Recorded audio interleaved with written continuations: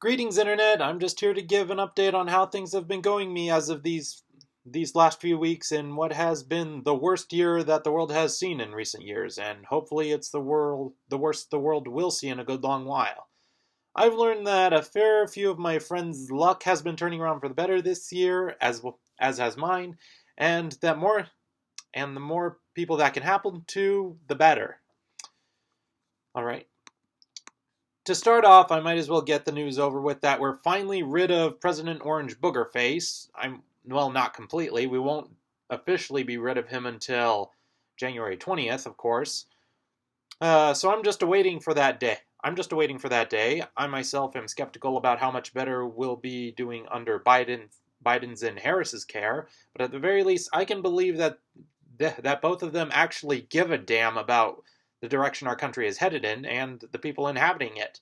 And I just hope that we can move on to an era where America can reform its systemic racism and start living up to a promise of actually promoting equality. And naturally, it's not going to be a smooth transition as there are a lot of habits and traditions rooted in some businesses across our country and some lifestyles, be it pertaining to racism, sexism, well, prejudice against LGBTs and disabled people, and all that stuff that, well, isn't good. But while it's not going to be a easy transition, we at least now have a chance for that to mostly come to an end, to have major police reformations, and to bring back protection to the LGBT community, and a lot more. I should let you know that as much as I wanted to make a few more YouTube videos, and am in fact working on a topic for a video right now, I've been super busy with other projects, which I briefly mentioned in previous entries, that involve tearing our house and yard up from its roots and installing new appliances that will make life easier and give me more time to commit to the arts as well as social media, as well as the increase in property value for my house if I ever decide to sell it. One of the things we're working on is installing a dishwasher. That way I don't have to spend half an hour a night hand washing dishes. And yes, it's common that I would spend that much time on hand washing dishes because my sister and I are good at eating at home, and my sister is an excellent cook, so the aftermath is inevitable. And we're also working on installing this new shed in my yard, which will serve as my official art studio as long as I'm living here. That place is going to be where I put my drawing table, my art books, my finished art pieces, and so much more. And that will free up more space in my bedroom, which is where I'm planning to move my big computer. So that's something to look forward to. That'll be hopefully someplace where you can see me recording. A lot more clearly. Also, I've been working on more art commissions. I've done some paintings for local residents who love the work that I do. Uh, they love the work that I do and have contacted me to do paintings of their houses or their relatives at a wedding. So it does feel good to be able to branch out and develop my career as an artist this way. And my biggest commission lately was to illustrate some poems for a local poet. His name is Mike Agranoff, and I'll link his YouTube channel below for anyone who might be interested. I'll also include a sample of the work I did for him on my website. Very soon. I promise. I haven't posted a lot of art I've done recently on social media, partly because I usually reserve my pages for art that I do personally. Personal pieces, I mean. It's if it's someone if it's someone else or their house or a portrait, I usually try to keep their identity anonymous and not share commissions towards them without their consent. In all honesty, though, there is definitely a part of me that is thankful I haven't been so caught up in social media because it's tended to become a trap that the rest of the world has unfortunately fallen prey to. One of the best movies I've seen this year is the Netflix documentary The Social Dilemma. It's a documentary that goes into frightening details about the ways that social media has more control over our minds than we like to acknowledge, and how the only thing that social media platforms know how to do is abide to algorithms that deliver news sources that will catch consumers' attention, regardless of how true it is or not, and how it's making us addicted and keeping us inside our own personal bubbles and safe spaces, which can actually even be life-threateningly dangerous at times. Let's see. I do my best to not become addicted to social media. I admit it hasn't always been successful for me, as I've given into the urge to check my tablets for any likes on my posts on Instagram or Facebook, or I would still lie awake in bed and I would pull up YouTube or DeviantArt for any posts or journals or videos that could keep me updated on what's going on, or give some music or something to help me get to sleep.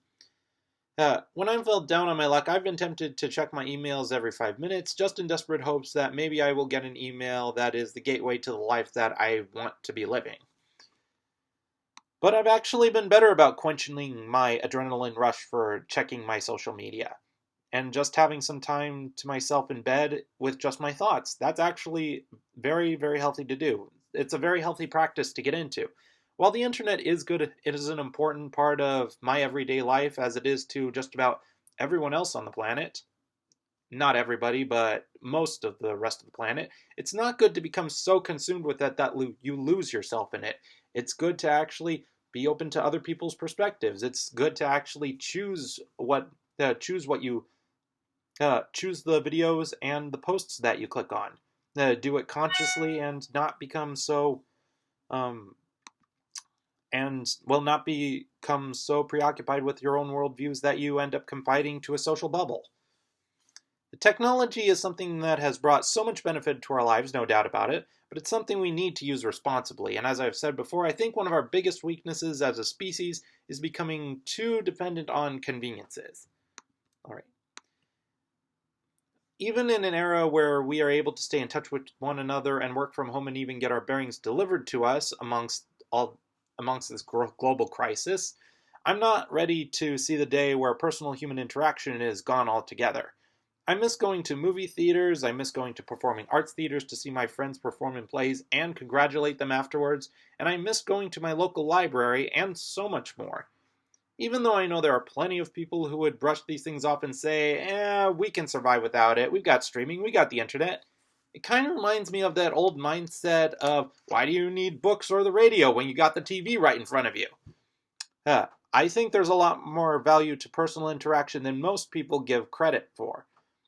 In fact, I believe firmly that there is some vital necessity about it to human health that I currently don't have words to describe. I would be very much welcoming of your input if you do have some ideas as to how additional ways it could be beneficial.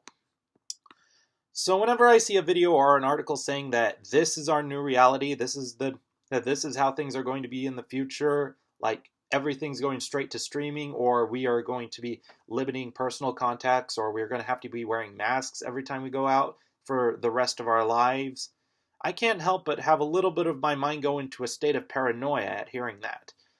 I know that we have to do what we have to do in order to survive this, and I do my part on that. That's for darn sure. And because I know I have to think about the safety of everyone around me. But I really don't want to live in a reality where that's the case permanently.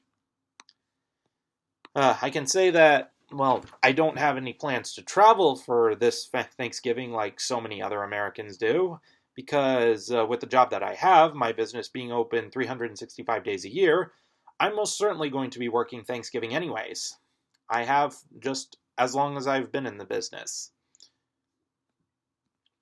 Well, there is hope with the news that we now have 2 vaccines that have been declared more than 90% effective, but I still take that news with a grain of salt, as I know that there are still a bajillion other factors that we need to consider before we can declare the vaccine our savior. We still got some time before it can be made available to the mainstream, and we still don't know if there are any potential drawbacks that could get in the way of that. I mean, apart from who is still in office and all that.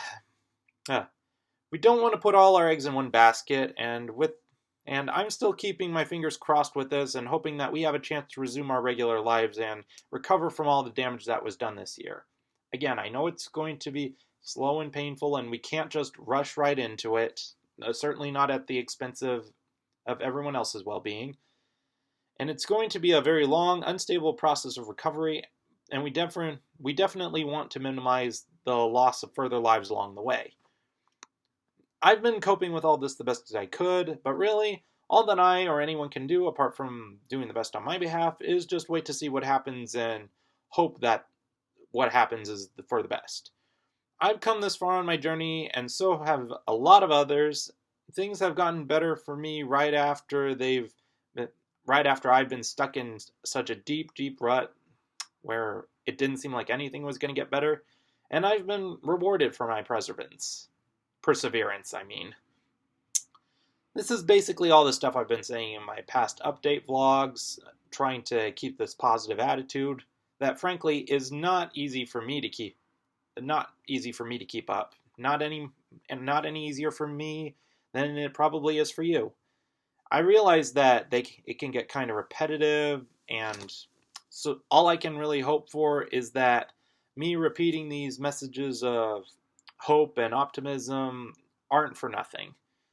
So thank you if you took the time to listen to this, and I hope that you'll stay tuned in what I have in store for the future, because I do promise you I have other things in store, and I wish you a very safe and secure rest of 2020.